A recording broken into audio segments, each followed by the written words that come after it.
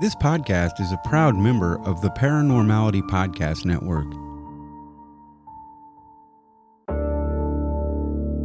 Okay. Show me. Sometimes that is better. Welcome to the Prairie Land Paranormal Podcast. Be sure you never, ever scream. A podcast where we will explore the dark corners of our world, the weird, the creepy, and the strange. There are no accidents, no coincidences. I am your host, Eric Carrier. The boogeyman is real. And they mostly come at night. My co-host is Jessica Carrier. Come out wherever you are. Thank you for joining us for a journey into the unknown. Be one of us. Let's get started with today's show.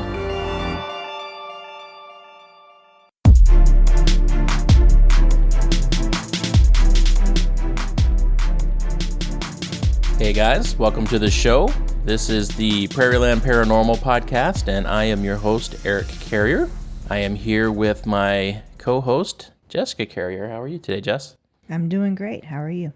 I am doing well. It is a perfectly nasty day here in Illinois. It's kind of windy and foggy and a little bit crazy outside. The wind is blowing so hard you may actually hear it in this podcast, so that is not part of our spooky ambience. That is actual spooky ambiance.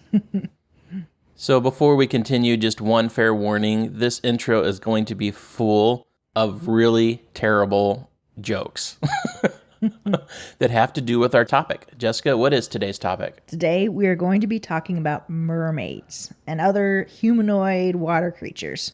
Jess, did you know that mermaids get embarrassed when they see a ship's bottom? That's bad.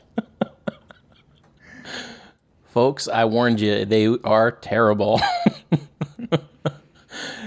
If you are a new listener and you are here for the first time, welcome. And please don't go. We were mermaid for each other.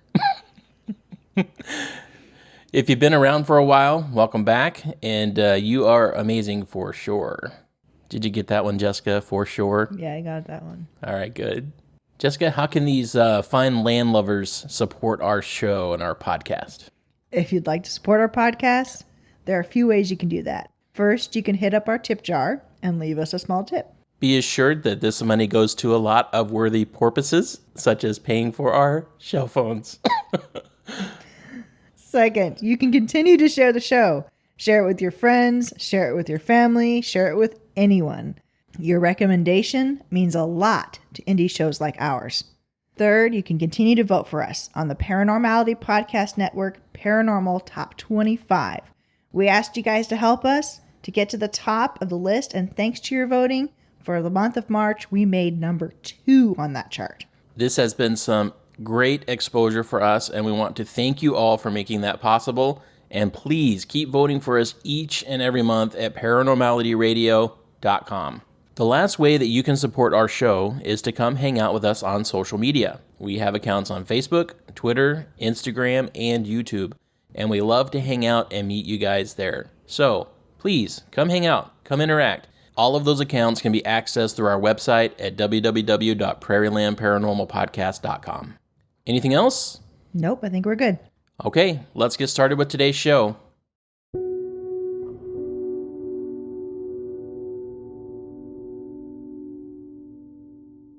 "71% of the Earth is water, making it highly likely that there are many aquatic species that we as land lovers haven't encountered. So why not mermaids? In fact, in medieval ages, these human-fish hybrids were so prominent that they were considered to be just another water animal, like a whale or a fish. It's therefore not surprising that cultures from all over the world have stories that support the existence of these creatures. Could there be something to these ancient tales? Let's look at some of the folklore for mermaids and other aquatic humanoids in different cultures. As early as the Babylonian era, we have a merman known as Oannes. He was a Babylonian god from the 4th century BC who was part fish and part human. Oannes was known for sharing wisdom with the people along the Persian Gulf. He taught them written language, art, and science during the day, and then returned to the sea at night. Some artwork, shows Owens as the typical merman with a human torso and a lower fish tail, but some ancient carvings show him as a human in a fish-type costume. In Assyria, we have Atargatis. She was the chief goddess of northern Syria, who represented fertility and was responsible for the protection and well-being of the Syrian people. Atargatis is described as a fish-body goddess. One story says that she was a normal human woman who made a mistake in love and became pregnant by her lover. She was so ashamed that she threw herself into a lake, and her body changed into the form of a fish, with her head remaining human. Her child eventually grew up to be Semiramis, the Assyrian queen. In India and Indonesia, they have Matsya, who is the avatar of the Hindu god Vishnu. Matsya's appearance is said to be in the form of a fish with a human torso. She is also sometimes described as having the bottom half of a giant snake. Matsya is considered to be a friend to man, and even rescued the first man from the Great Deluge. In Cambodia and Thailand, they have the Golden Mermaid. Her name is Savannah Macha, and she is the daughter of Ravana. She is a mermaid princess who wanted to spoil the plans of Hanuman, the monkey general, and avatar of the Hindu god Shiva, to build a bridge to Lanka. Instead of ruining Hanuman's plans, she fell in love with him. Pictures of the Golden Mermaid are hung on charms and small cloth streamers throughout houses in Thailand to bring good luck. Japanese mermaids are not good luck.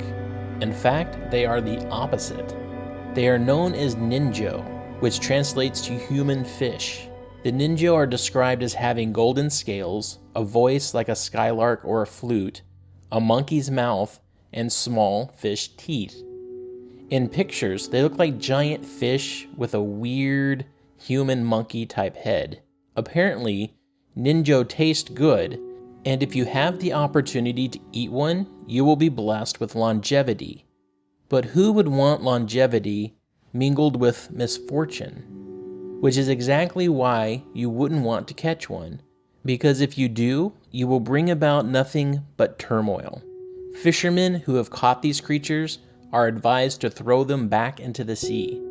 If a ninjo washes up on a beach, it is considered to be an omen of war and calamity. One of the earliest recorded mentions of mermaids were the Merrows. These are Irish merpeople who have magical red caps that allow them to travel underwater as well as on land. If the red cap is captured by a person, the mermaid or merman is then forced to live on dry land. The Merrows are supposed to have green or white skin and hair the color of seaweed. The female Merrows are reported to be beautiful and act as sirens, lulling men to their watery graves. The male Merrows are described as being ugly and quickly trap the souls of dying sailors in pots on the seafloor. Only brave and willing humans can swim down and release them. Scotland and Iceland have tales of the Silkies. Silkies are merpeople who can shapeshift between a person and a seal.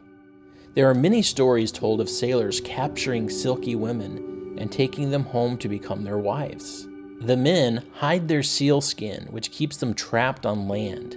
In many of the stories, however, the Silky usually find their skin and return home to the sea. Unlike the male Merrows, the male Silkies are considered to be quite attractive. There is a legend that says if a woman wants a silky lover, all she has to do is cry 7 tears at the seashore, and this handsome merman will come to her. Usually this ends bad for the woman. Stories are told of women eventually being drowned by their silky lovers. In Greek mythology, we have sea nymphs, who are the daughters of Oceanus or Nereus. There are 4 main types of sea nymphs. They are the naiads, nereids, oceanides, sirens, and mermaids. Probably the most notable are the sirens. Sirens are beautiful women fish creatures who sing enchanting songs and lure sailors to follow them to the craggy rocks that sink their ships close to their islands. Plato categorized the sirens into 3 groups. The first group were sirens who were under the government of Zeus. the second were under the government of Poseidon, and the third were under the government of Hades. The sirens of Greek mythology have an otherworldly mediator role, where they either help a soul to heaven and endless harmony, or to Hades and endless fire. On land, these creatures fulfill their purpose through procreation. They also have mermaid legends in Russia. These mermaids are called Rusalka. The Rusalka are similar to Celtic mermaids or Greek sirens. They are beautiful young women who dwell in water and entice men to their deaths. Their origins are somewhat sinister, and it is believed that many Rusalka are brought into being by young women who have died violent deaths, such as by murder, suicide, or drowning, usually after being jilted by a lover. Africa has the Mami Wada. She is a half-fish, half-human female water spirit who is not only respected, but worshipped and feared by many in the African culture. She represents the balance between the dark and divine. Mami Wada is able to transform into either a whole human or whole fish at will, and she can present herself as a half-woman, half-snake-like creature where her upper half is a woman and her bottom half is a snake. She is often characterized as having long, healthy hair and desirable beauty, with a dark yet tempting mysteriousness. Her human features seem to change to appear similar to the features of women common to an area she appears. This goddess chooses to provide spiritual and material healing to her worshippers. It is interesting that she is also known for protecting their emotional, mental health, and growth. Mami Wada is also known for protecting water bodies, and many traditional African groups still do not go to the beach or fish on certain days in order to provide peace to her home. To some, Mami Wada is known as a giver of fertility to women and a protector of women and children. It is said she has a soft spot for women who have suffered abuse. To others, she is known as a provider of wealth and riches and gives children beauty. Sometimes this beauty is said to be destructive for young girls. As beautiful and favorable as Mami Wada seems, she also possesses just as much evil as good. This evil often focuses itself towards men. Many men have reported being captured by Mami Wada to satisfy her sexual needs. Women, while typically favored, do not always escape the goddess's wrath. Sometimes, if a woman is not humble or does not receive Mami Wada's blessings with thanksgiving, she will be left either barren or without a man until the deity has been appeased. The French have Melusine. She is a mythical female spirit of fresh water and is said to have lived in a sacred spring. She is depicted as having a human upper body and either a fish or a serpent body from the waist down. Sometimes she even has been portrayed as having wings and or two tails. The legends of Melusine are associated with the northern regions of France. She is seen in folktales and medieval literature. One such tale says Melusine was the daughter of the fairy Pressine and King Linus of Scotland. In the legend, Melusine's mother left her husband and took her daughter to Avalon after the king broke his oath to never look at her and her daughter in the bath, as she and her daughter would transform into their true fairy selves in the water. History is said to repeat itself, and this legend is no different. Melusine is said to have married a nobleman, and in each story, the nobleman breaks his oath, and Melusine will shapeshift into her winged form and fly away. Today, Melusine can be seen on the logo for the company Starbucks. The legend of the mermaid truly is universal, as it continues to the American continent. Many Native American cultures tell lore of fish-human hybrids. One such legend has to do with the halfway people. The Subawanalu, or halfway people, are Mi'kmaq water spirits. They have human upper bodies and fish tails. They have power over storms, and they will not hurt humans as long as they are given respect. It is said that the Mi'kmaq people who have learned to interpret their songs can predict the weather. The Lompegwin are the mermaids or water spirits of Wabanaki mythology. Some of these spirits are reported to have humanoid forms, while others are reported to have fish tails. As with many of the spirits of Native American folklore, a Lompegwin will fall under the power of any human who steals his or her magical garment. In some legends, Lompegwin women are claimed as wives by men or animals who have captured their clothing. Lompegwin are said to be able to create food. They do this by either turning a small morsel of food into a great feast, baking bread from snow, or using a magical pot to produce an infinite amount of food. The Passamaquoddy tribe have tales of a mer creature known as the Niwas, a benign water spirit sometimes characterized as having a fish tail. In Anishinaabe folklore, they have the Nabanaba. The Nabanaba are a race of water spirits usually described as having human torsos and fish tails. They are known to be frightened by loud noises. The indigenous tribes of California and other Western American states have the legends of water babies. Water babies are mysterious and dangerous water spirits who take the form of beautiful human babies. Some tribes tell of these babies as having human legs, and some say they have fish tails. Some tribes tell stories of these water babies as appearing almost reptilian. These babies cry like human babies, but their cry is an omen of death. A response to a water baby's cry will end in catastrophe. No journey into the world of mermaids would be complete without discussing some mermaid encounters. The first-hand testimony of eyewitnesses brings a lot of depth to the subject of these cryptic and elusive creatures. Here are a few of the most popular, including one from Christopher Columbus. In 1492, when Christopher Columbus was sailing the ocean blue, he claimed to have seen mermaids near Haiti in 1493.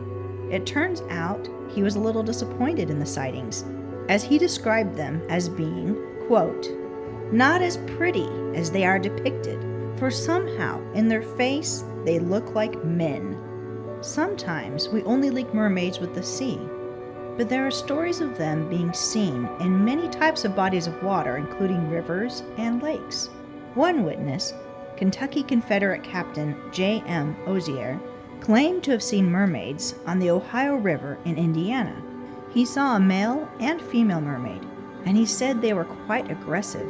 The female was being terrorized by the male. On the sandbar of the Ohio River, near Vevey, Indiana, resides two nondescript creatures horrible in appearance and habit. They are amphibious in nature and resemble in appearance huge lizards with human features. When partly submerged in the yellow waters of the Ohio, they are strangely like human beings. Of what species of animal they are, no one knows, for it is impossible to get near enough to them to judge correctly. The sandbar in question is at low tide covered with huge logs and stumps of trees, known in the river vernacularly as snags. When the water is high enough to cover these snags, the creatures make their home among them. When the water recedes, they disappear into some unknown layer and wait for a rise. From indications, they appear to be carnivorous. Among the snags are to be found wagon loads of mussel shells, fish bones, and other debris of animals. When the river goes down, these shells and other articles disappear, only to be succeeded by a fresh lot. This is evidence to those who have watched the coming and going of these strange things that they live upon such food. If you think that mermaid stories are relegated to only legends of times past, you would be wrong. There are encounters and stories that pop up all the time in our modern world. On April 12, 1998, in Kailua Kawana, Hawaii, Jeff Leichter photographed a creature which is now known as the Kauai Point Mermaid. For many years, people have reported seeing a mermaid off the coast of Hawaii's Big Island. But like most cryptids, the sightings were not taken seriously until dive boat captain Jeff Leichter told his story and provided proof. Leichter was out on his boat that April day when he noticed a school of dolphins playing in their wake. One of the 10 people aboard the boat suddenly started yelling and pointing. I couldn't believe what I saw. There, not 10 feet from the bow, was what looked like a nude woman. She had long flowing hair and one of the most beautiful faces I have ever seen. But there's no way a human being could be swimming so fast. She was keeping right up with the dolphins. Then she leapt into the air and my heart almost gave out on me. The entire lower half of her was covered with scales that tapered back into a large fishtail. She jumped once more, then disappeared under the surface. All of the people aboard the ship noticed the same thing. About an hour later, Leichter and his group were diving and photographing some of the many colorful fish off the Hawaiian coastline, when Leichter had another sighting. Suddenly, I felt something brush against my right leg. She shot past me like a streak of lightning, then turned and came back past me, swimming the other way. I just aimed the camera and started snapping pictures. I kept shooting as she broke for the surface and swam away. Leichter's pictures have been analyzed by 3 noted photography labs, and all have verified the photos authentic and untampered with. In 1943, during World War II, Japanese soldiers witnessed mermaids off of the K Indonesian islands. The local villagers told stories of strange human-fish hybrids they called the orang ikan, or manfish. They described these cryptids as being about 5 feet tall and having spikes on their spines, shoulders, and necks. They had pink salmon-colored skin and a mouth that resembled a carpfish. They also had long arms and frog-like legs, which both ended in talons. The Japanese soldiers observed that the mermaids seemed to be amphibious and mostly at home in the water. These creatures spoke with a gurgling, burping noise and didn't seem to be too friendly. Sergeant Taro spoke with the villagers and asked them if they ever captured one of these creatures, alive or dead, they were to contact him immediately. Not too long after his request, the chief summoned the general, who was astonished to see with his own eyes the lifeless aquatic creature. He described it as being roughly 4 foot 9 inches tall, pinkish skin, human-looking face and limbs, spikes along its head, and a mouth like a carp. In 1967, along the coast of British Columbia, a ferry filled with tourists witnessed a blonde-haired mermaid sitting topless on a beach eating a salmon while the waves splashed upon her. One witness said she was attractive with dimples. There was one photo taken which shows a blonde woman with her lower half being that of a porpoise. Later that week, there was another mermaid sighting, but the story quickly died with skeptics' questions and the general lack of proof. In 2009, dozens of locals near Kiryat Yam, Israel, claimed they saw a mermaid on the shore during sunset. The witnesses said the creature looked like a young girl and would often visit the beach to do tricks in the water. The Israeli government noticed the attention and issued a $1 million reward for anyone who could provide proof by either capturing it or providing an authentic photo. NBC came and did its own investigation. One night, the crew claimed to spot a human figure dipping into the water and then disappearing. The researchers were unable to catch the mermaid despite their best efforts of pursuit. They took their film footage to the Coastal Oceans Research Center in Los Angeles to have it authenticated and reviewed. The film was pronounced authentic, but the figure could not be verified as a mermaid. They concluded that even though they couldn't determine the creature to be a mermaid, the idea that it was a mermaid was still a viable option. Zimbabwe dam workers had a run-in with a mermaid in 2012. They were trying to install a water pump to supply much-needed water for local agricultural needs. The pumps were blocked, so local divers were hired to see what was causing the blockage. What they saw frightened them so much they vowed never to return. They claimed to have been harassed by mermaids and feared for their lives. The government resource minister then chose to send white men, unfamiliar with the local culture and customs, down to fix the pumps. These divers were also frightened by something in the water and came back up vowing to never come back. The pumps are still not fixed. Here in the state of Illinois, a Reddit user says that he, his friend, and his brother had a mermaid sighting in 1994 on a river canal going towards Lake Michigan. According to their story, they witnessed a 3-foot-tall creature that appeared to be bright pink and emaciated. It was naked and appeared to be crouched over the water, making swirling motions in the water with its index finger. The mer creature had no hair and dark eyes. Once the men on the boat noticed the creature, it calmly dove into the water, never to come back up.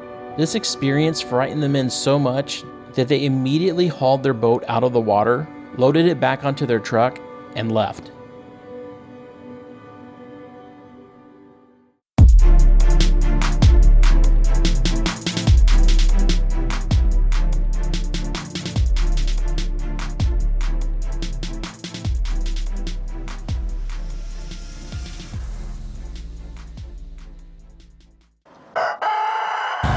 Can you laugh at anything? We like to laugh at everything. Here at the Thunder Rooster Podcast, we dive into the paranormal and conspiracies all through the lens of comedy and curiosity. And we end it on a hard laugh with our 3 shots of funny. New episodes drop every Tuesday morning on thunderrooster.com or wherever you get your podcast. We highly suggest watching episodes on YouTube due to heavy visual content. Roosters out.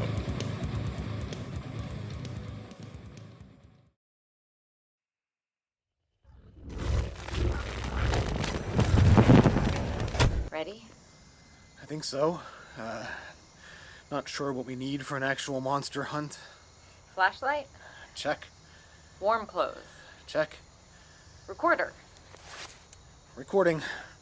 Then we're ready.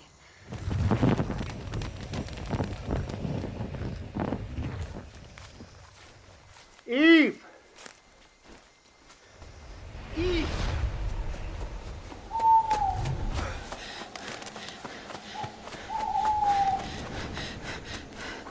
Eve! Wait! Eve!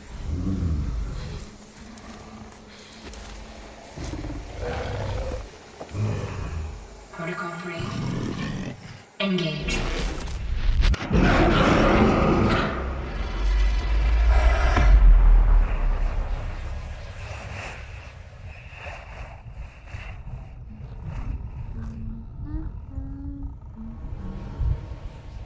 Cryptids, a sci-fi mystery podcast from Wild Obscura.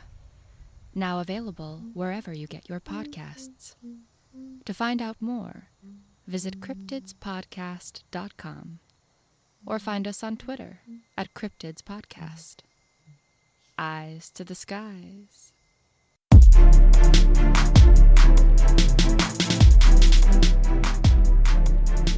All right, Jess, that was our research into mermaids, merfolk, and other types of aquatic humanoid type creatures.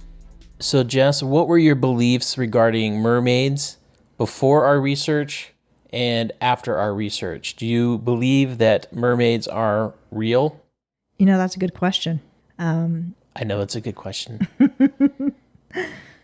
My beliefs haven't really changed from before doing research and after doing research. They've stayed the same, pretty much in that I don't know what mermaids are. It's interesting to me that there are so many different cultures and even like petroglyphs and things like that that portray cryptids like mermaids. And yet no one really knows if they're real or not, unless you've had an experience. I guess then you could say they're real. But I don't know. What about you? So you're saying that you've never had a firsthand experience, so you're unsure. That's pretty much what I'm saying. I don't know because I've never had a firsthand experience. But here's the thing, though. I think it's kind of arrogant of us to say, oh, because I've never seen something, therefore it doesn't exist. Because I think there are a whole bunch of things out there that we've never seen that do exist. So, I mean, there's tons. The sea is so huge. There could be tons of creatures that resemble mermaids or even maybe mermaids. I don't know. You know me, and you know that I am a cryptid guy. I love the cryptids. So the idea of something like a mermaid existing is something that I really want to believe. But out of all of the cryptids, I think that I have difficulty believing in this particular one. I struggle with that. Why do you think that is? Well, I think I struggle with this in particular because there is really, truly a lack of evidence that these things exist. I appreciate the firsthand accounts that were shared as part of our research here today, but there's not a lot of physical evidence that goes along with those encounters, unlike other cryptids like Bigfoot that do seem to have more physical evidence. The question I have is, what kind of physical evidence could there be? I can't have a footprint. What else? What could you have? Well, a body would be preferred. All right. Granted that we don't have a body for Bigfoot, but we do have videos, we do have pictures. They're not always clear, but we do have that as evidence. Well, there's pictures of mermaids. They're just not very clear, good pictures either. Well, they all look like women swimming. Yeah. So it's hard to say that, hey, that's a mermaid, when it's simply more likely that that's just a woman in a mermaid costume. And even if they really were good pictures, perfect, clear, this is a mermaid, it wouldn't really matter, because with all the technology we have today, people can fake pictures and videos. Yeah, living in a world of CGI and Photoshop makes this that much harder. It also doesn't help that people like Animal Planet show fake documentaries presented as real scientific research, which turns out to be absolutely and completely false. Do you remember this, Jess? I do remember. I remember watching it thinking, this just doesn't seem quite real. And at the very end, it was like, yeah, this is fake. And it was fake, but it was presented as being real. And I think that it confused a lot of people. So what we're talking about here is Mermaids, the Body Found, which came out on the Animal Planet channel in 2012. And it was the first time that Animal Planet, who was otherwise very well known for doing real animal documentaries, produced and aired what is called docufiction. Jess, do you know what docufiction is? I'm assuming it's a fictional documentary type thing where it seems like it's real, but it's not. It's kind of for entertainment purposes. Yes, a docufiction is exactly that. It is fiction that's presented in a way that makes it look real. And this documentary fooled a lot of people and really took the legitimacy out of researching mermaids. Or almost any type of cryptid for that matter. While these types of programs are really common in today's society, this was the first of its kind, and it really angered a lot of people because they felt like they had been fooled. So let's presume for a few minutes here that mermaids are real.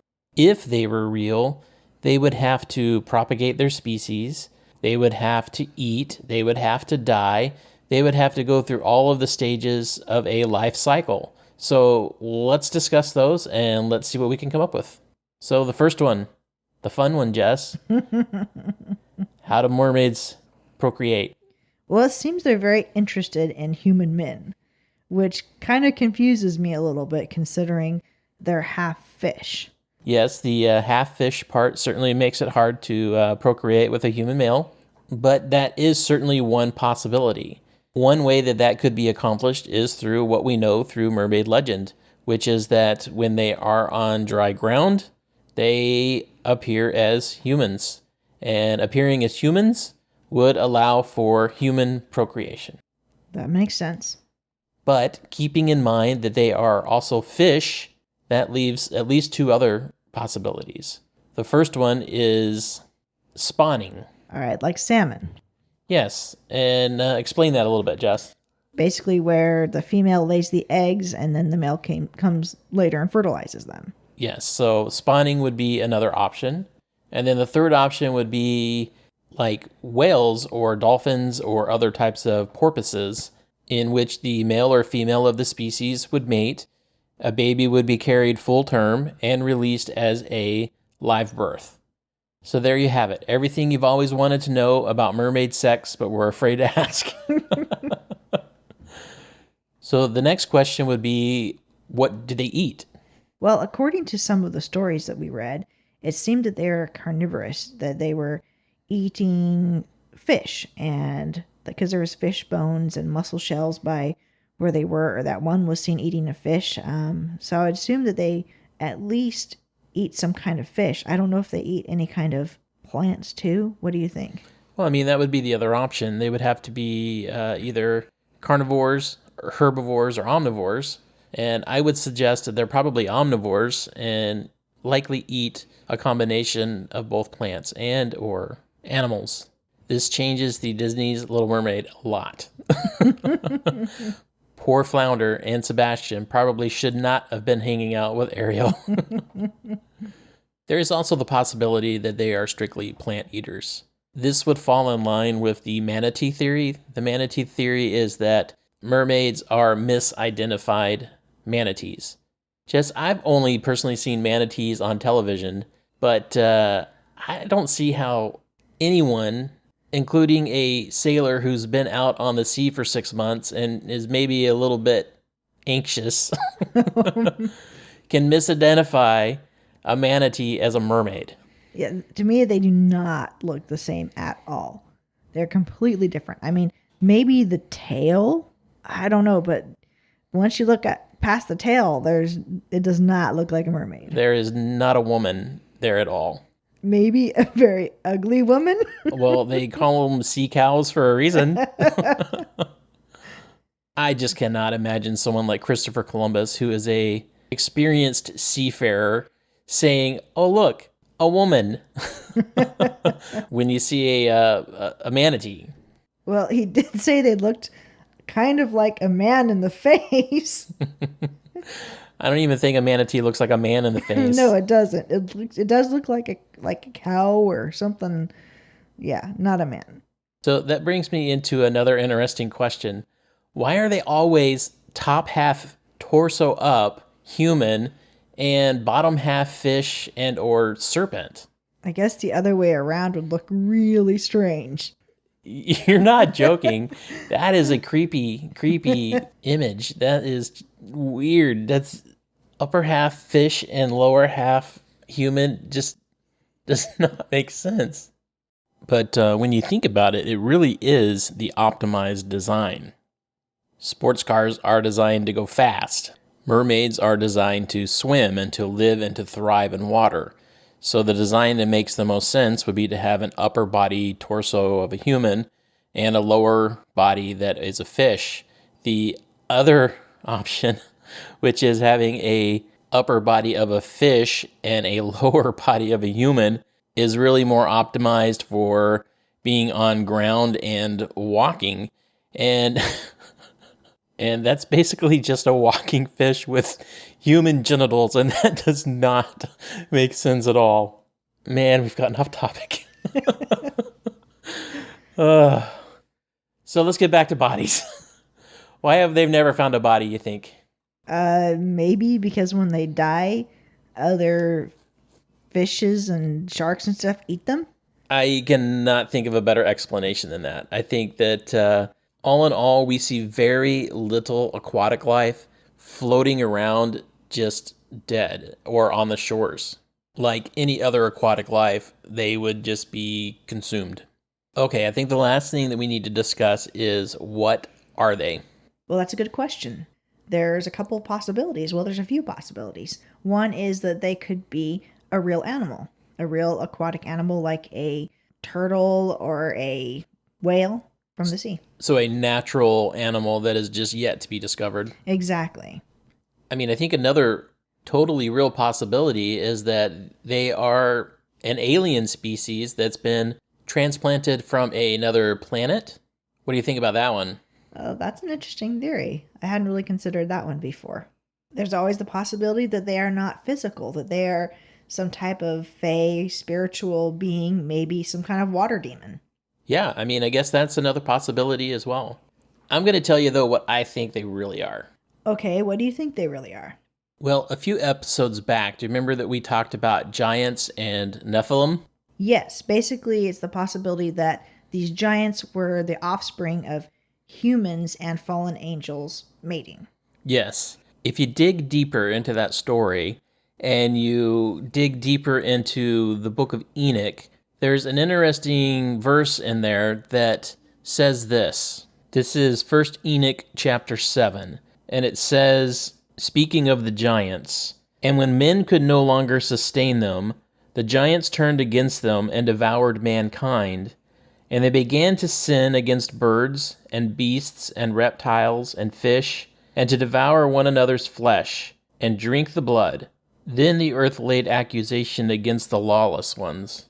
What did you find interesting about that verse, Jess? I found interesting that these fallen angels didn't just sin with women, but they sinned with animals like fish and plants and things like that. So could they possibly have created some kind of subspecies from this?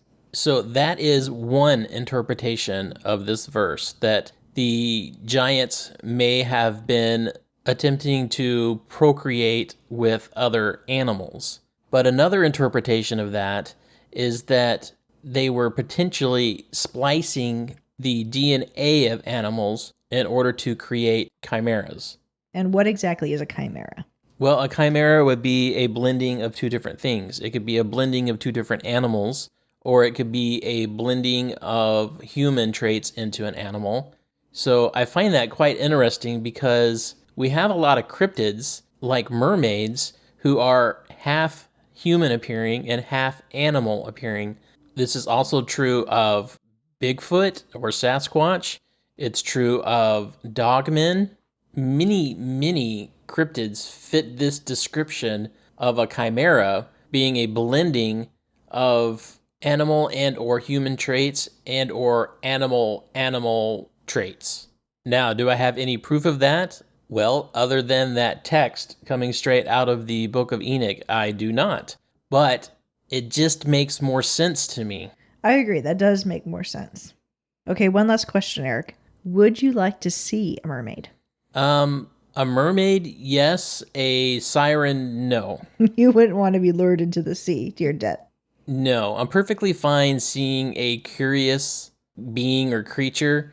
I'm not okay with something trying to drag me down to my death. How about you? You know, I'm about the same way. It would be kind of scary, and it might rock my world a little bit to see something that I didn't really know if it was real or not. So in that sense, it would be kind of scary to see a mermaid, but it would kind of be cool too. But I wouldn't want to have to see something or be around something that wanted to kill me. All right, so as you can see, nearly every culture has folklore that details a creature similar to what has become to be known as a mermaid. Some of these creatures are benevolent and friendly, others not so much. Are they real? We may never know, but perhaps given the overwhelming history, legend, and first-hand encounters that we have shared regarding this creature, maybe we need to give it more precedence as being a reality.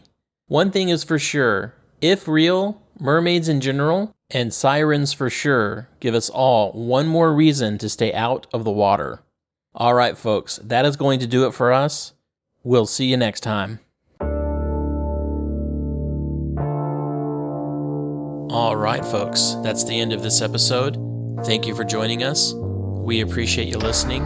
If you have enjoyed the show, please consider subscribing through your favorite podcast player. You can find us on Facebook, Twitter, Instagram, and YouTube. And remember that if you've had a paranormal experience that you would like to share, you can email us at prairielandparanormalpodcast@gmail.com, or you can submit that experience through our website at www.prairielandparanormalpodcast.com. So, until next time, remember, don't be normal when you can be paranormal.